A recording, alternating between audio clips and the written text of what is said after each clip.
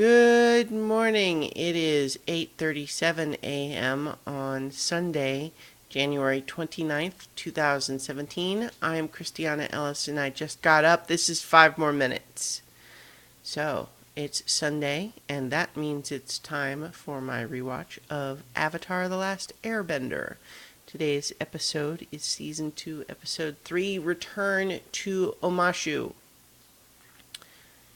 This is a great episode with only one element that I think feels a little bit pat or out of place. Just it's not a big deal, but it does feel a little bit weird. So we'll get to that. But so we begin the episode with Aang and Katara and Sokka looking down at the city of Omashu, now occupied by the Fire Nation, and their attempt is they want to infiltrate the city. Specifically, Aang wants to infiltrate the city, not because he's insisting that Bumi is the only person who can be his earthbending teacher, but because Bumi is his friend from way back. And he wants to make sure Bumi is okay. This is after being warned by Katara and Sokka that, well, maybe we could find another earthbender somewhere to help teach you, but Bumi is his friend. We are also reminded at that point that Ba Sing Se is the only remaining Earth Kingdom city. We are told this. I'm making an effort to not say and ah and so on as much, just so if anyone is wondering if I seem a little bit more stilted today, or if I'm flinching when I say one of those words, that's why. We're told that the city of Ba Sing Se is the last remaining Earth Kingdom holdout now. We've heard of Ba Sing Se before in the sense that Iroh, Zuko's uncle, Uncle Iroh, led the siege of Ba Sing Se, something that is considered a Fire Nation failure because he abandoned the siege. We've been told a little bit about that, but that's something that we'll get more on later in the series. That's all just flavor and for future information, but for now, Aang wants to rescue his friend Bumi. So they infiltrate through this secret entrance, secret tunnel, which is actually a sewer, and we have a great bit where we see Aang keeping the sewage off of him with airbending, and Katara keeping it off of her with waterbending. And poor Sokka having to follow behind, just getting covered with it. Poor, long-suffering Sokka. I was reminded when watching this episode that back when I started this rewatch with the first couple of episodes, and we have Sokka with some sexist attitudes in those episodes, I remember thinking at the time that I remember really liking Sokka, but he's not as likable in these first episodes, so what's going on there? And sure enough, I'm remembering now that what I like about him, certainly he is the skeptic amongst the believers in a lot of ways. He's the one person who can't bend in the little team here. And he's just the one that struggles. In a way, like he has ordinary struggles. He's very pragmatic, and I love that he's the one that often comes up with the plan. So we enter the city through the sewers, and Sokka gets pentapods, or pentapusses, on his face, which are these weird little octopus spider leech hybrids. Pretty interesting. And I'm saying, it's very ingrained in my speech pattern. It's difficult to avoid. he is incredibly grossed out, as I think anyone unfamiliar with pentapusses would be, or even maybe if you are. But Aang reassures him, just a little bit of a tickle, and they'll let go and make a cute little hee noise.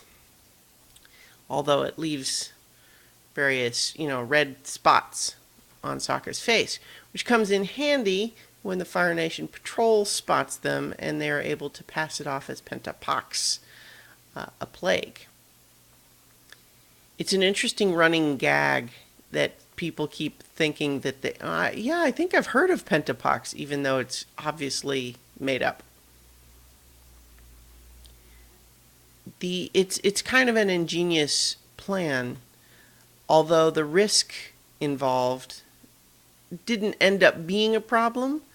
But as Azula implies later in the episode, even with a plague in the city, just letting them go is reported by her as a failure, with the implication being that the alternative might have been to just kill them. So that's a little scary. But in this case, taking advantage of the Fire Nation's unfamiliarity with the local wildlife and so on works out. In the meantime, we have this interaction where Aang and Katara and Sokka are trying to sneak through the city, and they unwittingly get in the middle of a resistance attack on the family of the new governor, which includes a new character that we're introducing in this episode. I'll talk a little bit more about May in a moment. But the resistance is attempting to attack them, and Aang interferes because, as far as he can tell, he doesn't understand what's happening yet. He sees what looks like a family with women and children being attacked by men. He saves them, only to discover that this family is not so helpful as he may have anticipated, or not so helpless as he may have anticipated, and the attacker was a resistance fighter. So I'll talk more about May in a moment. So let's just continue to follow the thread with Aang and Katara and Sokka. They meet with the resistance, and there is some discussion about the idea of, you're outnumbered here. We understand you don't want to leave your city, but if you just stay and fight here, they'll eventually root you out and kill you. Whereas if you are able to leave, you could at least regroup with others, live to fight another day. And it's a relatively easy job to convince them. And so they use the pentapox ruse as a way to freak out the new governor enough to let them leave. In the meantime, we have the weird subplot that I kind of mentioned earlier. The baby of this new governor's family and Momo, the lemur monkey, who is nagging Aang for food in a way that makes us suspect that, isn't maybe Momo really knows where Bumi is and Aang's ignoring him, and that's what's going to happen. But no, it's apparently just Momo wanders off all the way to the governor's palace, and then we have baby's day out for a couple of minutes, where Momo and the baby end up among the Earth Kingdom refugees leaving the city, leading everybody to accidentally kidnap the governor's baby. I don't mind where the episode goes with that, but that beat feels weird. I can definitely understand them not wanting it to be a deliberate kidnapping.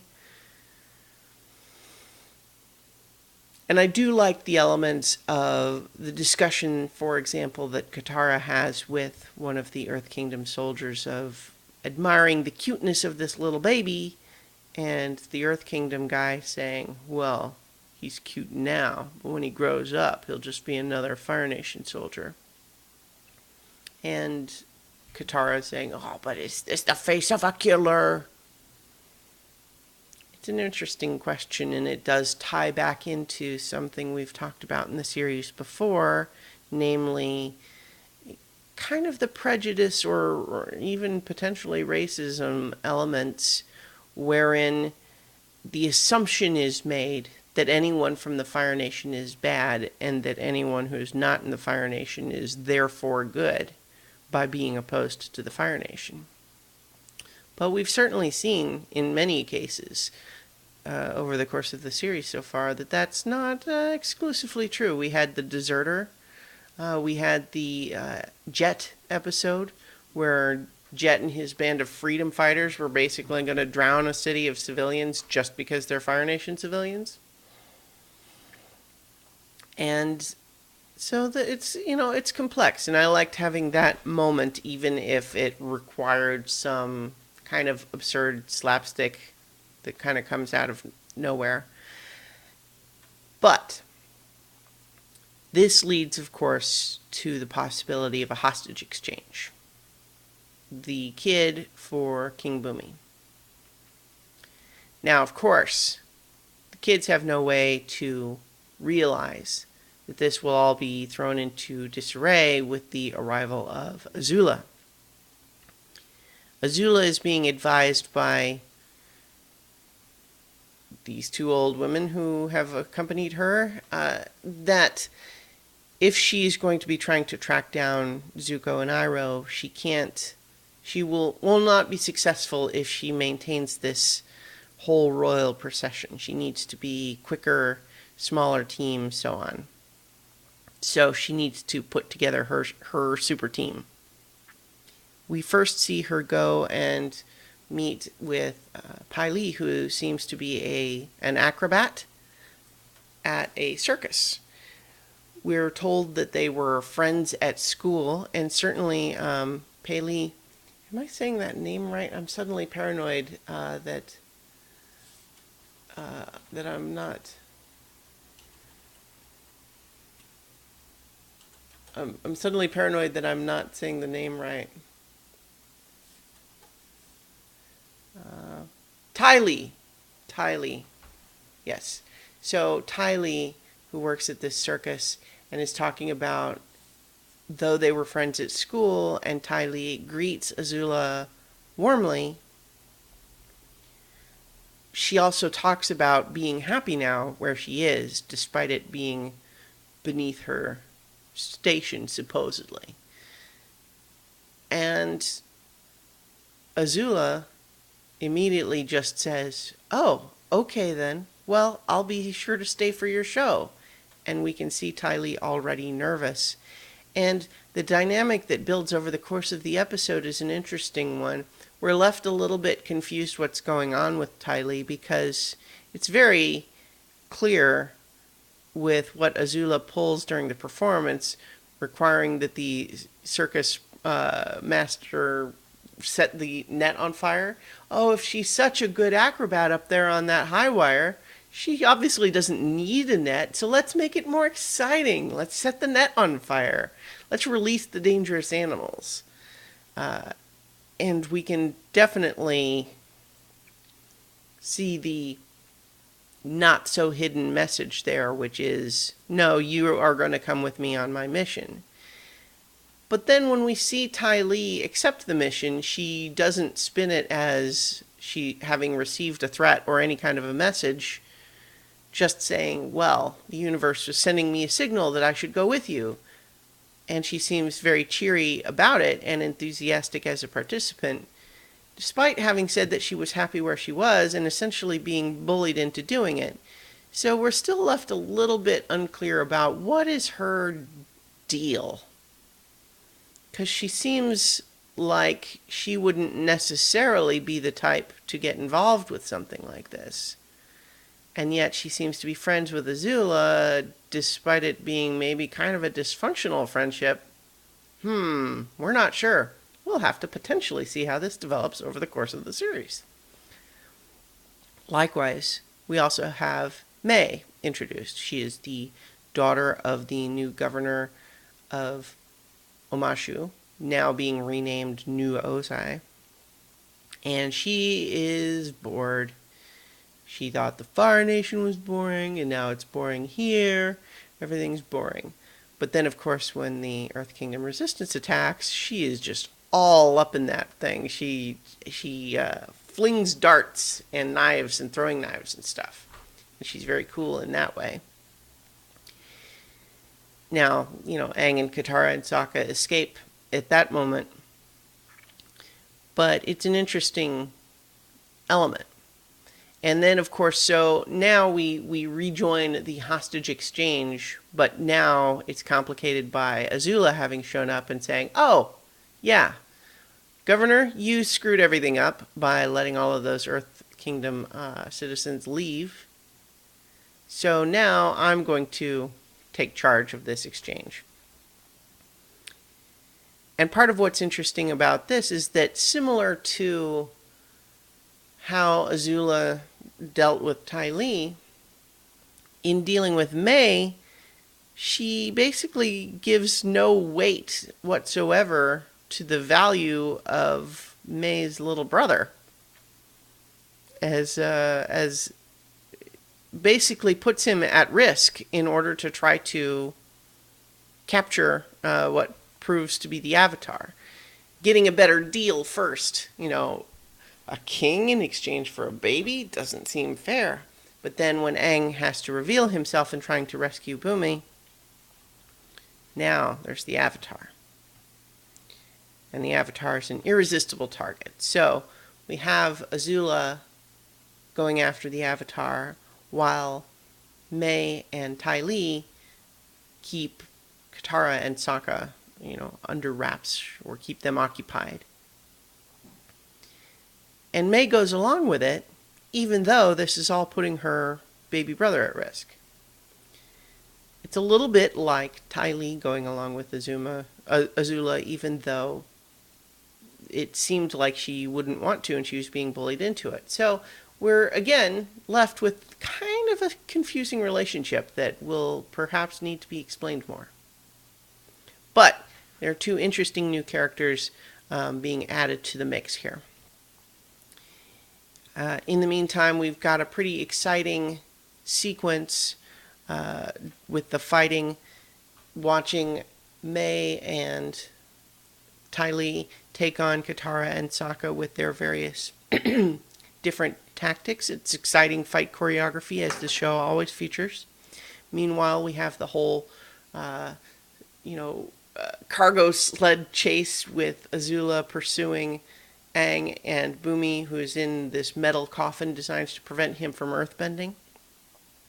And we've got a running theme throughout most of that fight where Bumi is trying to tell Aang something, but Aang's not listening because you can tell me whatever you need to tell me when we're done here, and you're free. And so we had also been given a little bit of a seed earlier in the episode. Confusion from the Resistance about why did Bumi surrender to the Fire Nation instead of fighting. He decides to do nothing. Doesn't even fight back. So what's going on there?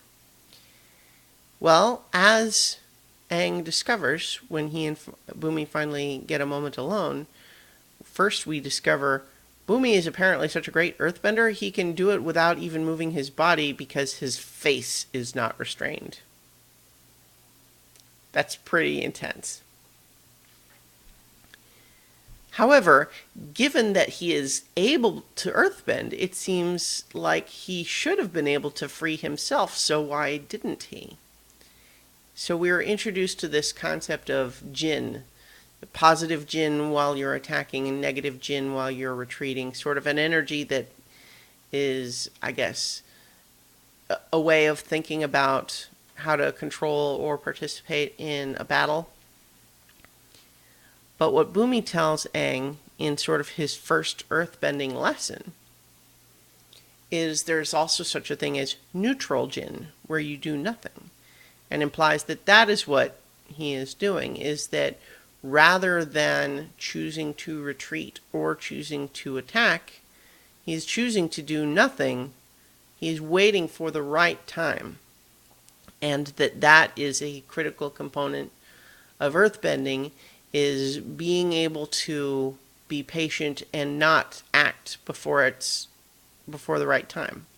And he tells Aang that the person who will help him to learn earthbending will be someone who knows how to do that, to listen and wait, which is a clue.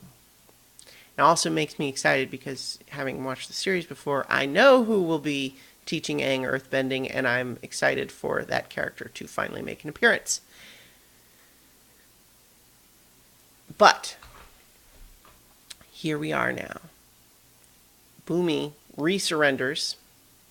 Aang, Katara, and Sokka manage to escape, still with the baby. And so here we have a perfect example of how Azula's plan resulted in the fail of this hostage exchange. But because Aang, Katara, and Sokka are the good guys and they don't have any actual animosity towards this baby, they decide to return the baby, secretly, while not demanding anything in return. Because they're the good guys. So, as we move into this next episode, Aang, Katara, and Sokka are a bit lost, in the sense that their plan to go to Omashu for Bumi to be Aang's earthbending teacher has obviously been disrupted. We know that Ba Sing Se is a possible destination, but the Earth Kingdom is a big place. Are they just going to Ba Sing Se? What's the plan? It's not clear. Meanwhile, Azula, having been thwarted by the Avatar in her plans here, has decided to add him to the list.